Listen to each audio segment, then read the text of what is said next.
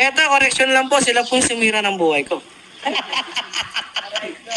Ayun na guys, mega love shoutout. Isang magandang araw, isang magandang gabi sa ating lahat sa mga kinusulok. Mega love shoutout po sa inyo lahat. Ito, isipin ninyo, no? Kung sino pa yung tumulong, nag-aruga at naghubog ng kanyang pagkatao, siya pa yung masama, si Tatay Tekram. At siya pa si Tatay Tekram pa ang humingi ng tawad kay Dave. Wow, Dave! Pabihira ka talaga, Dave. No, ikaw na yung binigyan ng magandang buhay na kung anong meron ka sa ngayon, walang lahat ng yan kung hindi dahil kay Tatay Tekram. Pero matigas ka pusong patok ka no? Ewan ko lang, sa tingin ko, hindi tatagal to dyan sa mga wakwak na kasama niya. Sa mga baklang wakwak, tsaka sa mga matatanda dyan, mga kababaihang matatanda kasama niya. Boring ang buhay niya dyan, kay Dave. Kaya lang siguro yan nandyan dahil, sabi ko nga, baka dahil may nahihita. Ano, ito, isipin ninyo, Tatay Tekram pa humingi ng tawad. Sa kabila ng lahat ng kanyang ginawa, hinubog yung pagkatao, tinulungan. Sabi ko nga, paulit-ulit natin sinasabi, hindi sa sumpat ito. Kung anong meron ka ngayon, walang lahat ng yan, kung hindi dahil kay Tatay Tekram. Alagaan nila ako. Kaya kung tinuuntik ako o sige, natin yung pera. Huwag niyo kung alagaan natin yung pera. Wow! Eto, nandito tayo kay Papa Bear. Mawalang galang kay Papa Bear, nandito na ito lang. Pinaririnig ko lang naman, serious naman. So, kinukontent daw siya, nasa daw yung pera. Kaya daw siya inaalagaan, kasi siya daw ay kinukontent. So, anong balik nun, no? Pinapakain daw siya, pinag-aaral. Wow! Paklase ka, bata ka, o tuloy. Sa'yo, hindi mo ako tinuring pa ng hindi mo ako tinuring na o hindi mo kami tinuring na magulang ni Nanay Japo. Ito sa pagpalo ko sa'yo, sa pag-disiplina ko sa'yo, humingi ako ng tawad sa'yo. Kung, mo? nagtulot pa Si Tatay Tekram pa humingi ng tawad niya, ha? Yun na nga Yun na nga, Papa Bear. Oh, nandito tayo kay Papa Bear. Si Tatay Tekram pa ang humingi ng tawad. Dahil sa pagdidisiplina, kasi nga pasaway na bata tumatakas ka nilalabas yung motor, itinutulak palabas para hindi marinig yung tunog ng motor, tumatakas. Ngayon, kung ikaw ay nadidisiplina, hindi man ganun kalakas yung palo, ay siguro itapik lang, ay minasama mo na. At ikaw naman mismo nagsabi, gusto mong maging malaya ka. Pinalabas mo lang talagang masama ang manalastas. Pero kung tutuusin, dapat hindi hihingi ng tawad dito si Tatay Tekram. Dahil ang ginawa mo lang ay pagdidisiplina, hindi ito uri ng pagmamaltrato. Isipin ninyo guys, si Tatay Tekram pa humingi ng tawad na sa halip si Dave. Dave, hindi ka man lang makahingi ng tawad, patawarin niyo po ako kung ano. Walay. Nalunod na siya doon sa mga kasamang baklang wakwak daw, mga bakla daw. No? Oh, si Tatay Tekram pa ang nagpakumbaba. Aba Dave, tuloy. Mahabang panahon na pag-uusap mo dito. Balikan natin ang mga kasinungalingan na sinasabi at paninira ni Dave dito kay Tatay Tekram. Dahil sa araw na ito, isasagutin na po yan na nag-iisang Tatay Tekram. Isipin nyo guys, no? Si Dave dapat ang humingi ng tawad. Balikan mo na lang, Dave, yung mga kabutihang nagawa. Nasiweto ka na, disiplina ka, ayaw mo? At pinalalabas mo talagang sinasaktan ka? Mag-focus ka, ano ba yung mga kabutihang nagawa? Naalala mo pa ba yun? Ngayon, si Tatay Tekram pa talaga yung humingi ng tawad dito. Si Dave humingi ba ng tawad? Hindi, maangas pa din. Sinasabi niya na kaya daw siya,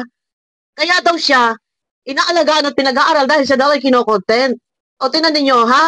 Grabe. Alagaan nila ako. Kaya kung tinuuntik ako o sige, natin yung pera. Huwag niyo kung alagaan natin yung pera. Diba? Ang angas mo na. No? Sobra ka. Hindi dapat ganyan matuto. Wala kang pagtanaw ng utang na loob. Hindi hinihingi yung utang na loob. Dahil ito ay ginusto naman ng manalastas na ikaw ay tulungan. Pero bilang sabihin na nating hindi humihingi nga ng utang na loob or anumang kapalit, pero man lang sana hindi ganito. Ha? Hindi ganito. Ito pa. Ha? Ito. Ngayon pa lang. Ito, ha? Sa mga kumuha kay Dave, ngayon pa lang. Ngayon pa lang, ha? Yung mga kumuha kay Dave, yung mga matatanda dyan, yung mga sponsor na bakla, ngayon pa lang, ganyan ang ugali niyan, ewan ko lang, pagdating ng araw. Sabi ko nga, baka yan ay nakikisama lang sa inyo dahil boring ang buhay niya dyan, walang kabanding, hindi kagaya ng nandun ka na Tatay Tekram, maraming kabanding, nandun si Nalubis. Dyan, boring yan. Tingnan natin, baka kaya nag-i-stay yan dyan dahil nakakahita sa inyo, dahil nabibigyan ninyo. Ilang taon pa, yan ay magkakaroon ng sariling desisyon sa kanyang buhay. Hindi sa habang panahon, baka akala ninyo yan ay kup-kup ninyo, no? Tatawag. Hindi sa habang panahon yan ay lagi na sa piling ninyo, no? Ang isang tao, hindi mag-i-stay yan sa isang lugar kung walang nahihita, kung walang napapala. Hindi ko naman sinabing kaya nandiyan dahil pera talaga. Pero bakit nga ba? Oh, ilang taon pa? Oh, ilang taon na siya ngayon? Ilang taon pa? 21 years old. Baka nga hindi pa sumapit ang 21 years old. Baka yan bigla na yan magkaroon ng plano niya sa buhay sa buhay niya. Sige, konsintihin ninyo. Kayong mga wakwak kayo. O, konsintihin ninyo, hindi sa habang buhay. Akala ninyo ay karay-karay ninyo at saklaw ninyo ang damdamin niyan. Oh, ito na lang, pakinggan nyo ito ha. Oh, tingnan nyo, mga binitawang salita niya dito. Dito na lang tayo, Angat ako. Nakikita ko sa likod ko. Ay, nabulag ako. Eto, correction lang po. Sila po sinira ng buhay ko. Aba! Hoy! Atigas naman mo, ang ano mo naman. Dave, sino sinasabihan mo dito? Correction. Ito po, correction po. Sila po, sumira ng buhay ko. Ano buhay meron ka? Ano buhay? Na ikaw ay matagpuan. Ano buhay meron ka? Di ba wasak ang broken family ka? Sila pamilya mo. O, di ba? O, correction daw. O. Angat ako. Nakikita ko sa likod ko. Ay, nabulag ako. Eto, correction lang po. Sila po sinira ng buhay ko. At magkaroon ng benta para pambili ng mga luho mong animal ka. Tinitira siya ni Papa Bert. Ngayon, may sinasabi siya na sila po sumira ng buhay ko. Angat ako. Nakikita ko sa likod ko. Ay, nabulag ako. Eto, correction lang po. Sila po sinira ng buhay ko. Oy, magulo sili ka, bata ka. Pambihira ka, alakas ng loob mo magsalita ng ganito. Na sila yung sumira ng buhay mo, ay sira naman talaga ang buhay mo. Pinabayaan ka nga ng nanay mo, bata ka. Oh. Nung natagpuan ka, wala kang tsinelas. Nasa syudad ka na nun, ha? Nasa syudad ka nun. Wala kang tsinelas. Ang dungis-dungis ng iyong dating, ha? Ang dungis mo, ang dungis ng katawan mo, ng paa mo, nagbubuhat ka ng sako-sakong mga gulay.